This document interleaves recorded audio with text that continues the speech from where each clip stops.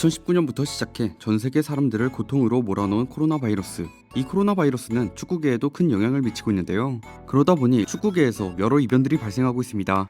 2021 시즌 역시 사람들의 예상과는 다르게 많은 이변들이 발생했는데요. 그래서 오늘은 2021 시즌 벌어진 이변들에 대해 알아보도록 하겠습니다. 그럼 지금 바로 시작합니다. 가장 먼저 알아볼 이변은 파리의 리그강 준우승입니다. 2011년 파리 생제르맹의 지분을 사들이며 결국엔 파리의 구단주가 된 카타르의 국왕 타민 빈 하마드 알사니. 구단주의 막대한 부로 인해 파리는 순식간에 엄청난 재력을 확보했고 유럽 축구판에서 큰 손으로 활약하기 시작하죠. AC 밀란의 에이스 센터백 치아고 시우바, AC 밀란을 먹여 살렸던 세리에 킹 질라탄 이브라히모비치 등 슈퍼스타들을 영입하기 시작합니다. 이후로는 한화 약 3천억 원의 이적료로 네이마르, 한화 약 2,400억 원의 이적료로 은바페를 영입했죠. 이렇듯 어마어마한 자본으로 막강한 스쿼드를 갖춰나갔던 파리는 12-13 시즌부터 시작해 19-20 시즌까지 7번의 리그 우승을 차지하며 압도적인 1인 독주 체제를 갖춰나갔는데요. 2021 시즌 역시 압도적인 리그 레이스를 펼칠 것으로 예상되었지만 이변이 일어나게 됩니다. 시즌 초반에 파리는 여느 때보다 흔들렸는데요. 프랑스 리그는 다른 리그보다 개막이 일찍 이루어졌고 결국 챔피언스 리그 결승까지 치르고 온 파리 선수단은 제대로 된 휴식과 프리시즌을 가지지 못했죠. 심지어 잠깐 있었던 휴식 기간 동안에 디마리아, 나바스, 은바페, 네이마르 등 선수단의 핵심 멤버들이 대부분 코로나에 감염되었습니다. 시즌 도중에는 인종차별 이슈로 선수단의 신임을 잃은 투엘이 결국 경질되고 포체티노를 감독으로 선임하죠. 그럼에도 팀의 경기력은 나아질 기미가 보이지 않았고 그동안 놓친 리그 승점을 복구하지 못해 4년 만에 다른 클럽에게 트로피를 넘겨줘야만 했습니다. 반면 리그 우승을 차지한 릴은 시즌 초반부터 좋은 성적을 보여줬는데요. 전반기 19경기 중 단 2패라는 기록을 세우며 좋은 활약을 선보였고 후반기에는 19전 13승 5무 1패로 전반기와 같이 성공적인 후반기를 보내며 결국 우승을 하게 되었습니다. 다음으로 알아볼 이변은 리버풀의 부진입니다. 17-18 시즌 챔스 준우승, 18-19 시즌 챔스 우승, 리그 준우승, 19-20 시즌 승점 18점 차 리그 우승이라는 화려한 성적을 보여주고 있던 리버풀. 하지만 2021 시즌 초반부터 전 시즌의 챔피언이라고는 보기 힘든 경기력을 보여줬습니다. 게다가 4라운드 전 시즌 17위라는 겨우 강등권을 피한 아스톤빌라를 상대로 무려 7대2 대패를 당하는 충격적인 스코어를 기록했는데요. 이후 5라운드 에버튼과의 머지사이드 더비에서 리버풀의 스쿼드는 무너져버리고 맙니다. 수비의 핵심 버질 반다이크가 전반 7분 만에 시즌아웃 부상을 당했고 새로 영입한 티아고마저 부상을 당했죠. 반다이크가 빠진 상황에서 조 고메즈, 조엘 마팁 역시 부상으로 스쿼드에서 이탈하며 리버풀의 수비진은 크게 흔들리기 시작합니다.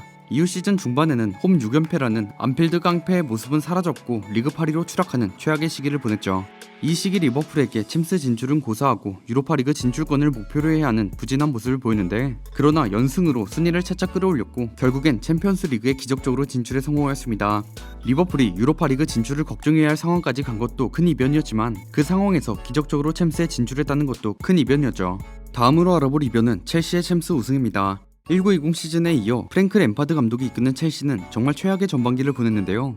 전반기 19경기에서 승점 29점을 기록하며 전반기 동안 10승 이상을 달성하지 못하는 부진한 모습을 보였습니다. 지금까지 리그에서 아쉬운 성적을 기록했던 시즌에도 전반기 승점 30점은 꾸준히 넘겨왔다는 걸 생각해보면 2021 시즌 첼시의 전반기는 정말 암울한 상황이었죠. 시간이 지날수록 램파드의 전술적 역량 한계가 드러나기 시작했고 시즌이 시작하기 전에 거액을 주고 영입했던 베르너와 하베르츠 등이 부진하며 리그 순위는 내리막을 걷기 시작합니다. 결국 리그 90위권까지 추락하면서 다음 시즌 챔피언스리그 출전권은커녕 유로파리그 출전권도 위태로웠죠. 당연하게도 첼시의 구단주 로만 아브라모비치는 램파드를 경질했고 소방수로 파리에서 경질된 토마스 투엘을 첼시의 감독으로 선임했는데요. 결과적으로는 정말 최고의 선택이 되었습니다. 투엘은 부족한 선수진을 개선해 나가기 시작했고 이내 첼시의 경기력은 나아지기 시작합니다. 그 결과 투엘 부임 이후 첼시는 계속된 승리를 거머쥐며 무패 행진을 달렸죠. 그렇게 챔피언스리그에서도 뛰어난 활약을 선보이며 챔스 결승까지 올라갔는데요. 하지만 결승전 상대가 프리미어리그 우승팀 맨시티인데다가 챔스 경기 전까지 막판 1승 3패를 기록하는 위기를 맞이합니다. 이러한 상황에서 치른 챔피언스리그 결승전은 많은 사람들이 맨시티의 승리를 예상했죠. 그러나 첼시는 전반 42분 하베르츠의 결승골로 모두의 예상을 뒤집고 비기어를 들었습니다. 투엘 감독이 램파드 체제 이후 무너져가던 첼시를 재구축하는 데 성공하며 기적적인 우승을 차지한 것이죠. 이번 시즌 챔피언스리그 13경기에서 단 4실점만을 기록한 철벽 수비가 결승전에서도 진가를 발휘했습니다. 다음으로 알아볼 이변은 토트넘의 유로파리그 진출 실패입니다. 포체티노를 경질하고 무리뉴 감독이 부임한 이후 두 번째 시즌을 맞이했던 토트넘. 무리뉴 2년차라는 말이 있을 만큼 많은 사람의 기대를 받았던 시즌이었죠. 실제로 무리뉴 2년차가 존재했는지 토트넘의 전반기 출발은 정말 좋았는데요. 개막전에서의 패배 이후 빠르게 팀 분위기를 재정비하고 추가 영입을 하며 전력을 강화했죠. 특히 강팀과의 연전에서 무실점으로 패배를 기록하지 않고 승점을 쌓아가 리그 1위를 유지하고 있던 시절은 실제로 무리뉴의 2년차를 떠오르게 만들었습니다. 맨유와의 경기에서는 6대1 대승을 거두기도 했었죠. 무엇보다 이 시기 토트넘에서 주목되었던 점은 손흥민과 해리케인의 찰떡 호흡이었는데 두 선수 모두 공격력 지표 부문에서 선두권을 달릴 정도로 최고의 한 해를 보냈습니다. 하지만 토트넘은 후반기로 넘어가면서 고질적인 수비 문제로 인해 많은 승점을 헌납했고 점점 하락세를 걷기 시작하는데요. 특히 중하위권 팀들에게 승점을 많이 얻지 못했습니다. 결국 무리뉴 감독마저 성적 부진으로 경질되는 위기를 맞이했죠. 토트넘은 부진했던 시기 잃었던 승점을 따내지 못했고 저번 시즌보다도 한 계단 미친 7위로 시즌을 마감하게 되어 2년 연속 챔피언스리그 진출에 실패했습니다. 다음으로 알아볼 이변은 비아레알의 유로파리그 우승입니다. 유로파리그의 제왕 우나이 에메리 체제로 유로파리그에서 활약하기 시작한 비아레알. 지금까지 여러 번의 유로파 결승 진출과 유로파 3연패를 달성했던 감독이다 보니 유로파에서의 성적을 기대하게 만들었습니다. 역시 에메리에게는 본게임이나 다름없는 유로파리그에서 순항을 이어나가며 4강에서 이전 소속팀인 아스날을 만나게 되죠.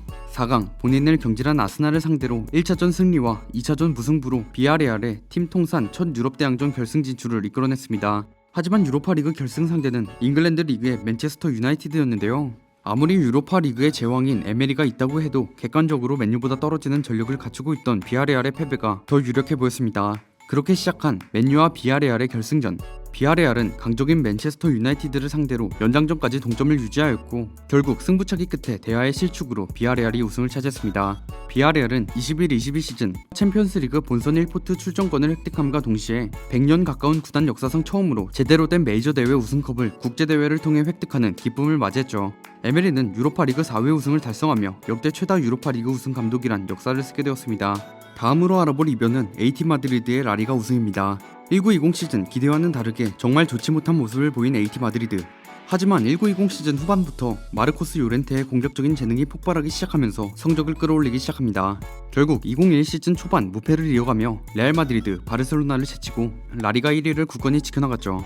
하지만 시즌 도중 부상으로 인해 스쿼드가 휘청거리기 시작했는데 그 사이 레알 마드리드와 바르셀로나가 치고 올라오게 됩니다. 승부는 마지막 라운드까지 치러야 알 수 있는 상황까지 흘러갔죠. 결국 마지막 경기 AT 마드리드와 레알 마드리드 두 팀 모두 승리하며 AT 마드리드가 승점 1점 차 자력 우승에 성공합니다. 19-20 시즌에도 그랬지만 지난 두 시즌간 선수단 변화가 심해 다소 주춤하는 모습을 보였던 AT 마드리드였는데요.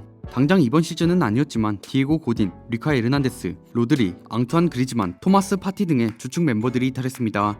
물론 13-14 시즌 우승으로 라리가의 양강 구도를 깨고 본격적으로 3강 시대를 개막한 시메오네지만 이제는 3강 체제가 다소 주춤하는 상황이었고 다시 양강 체제로 돌아서나는 순간이었죠.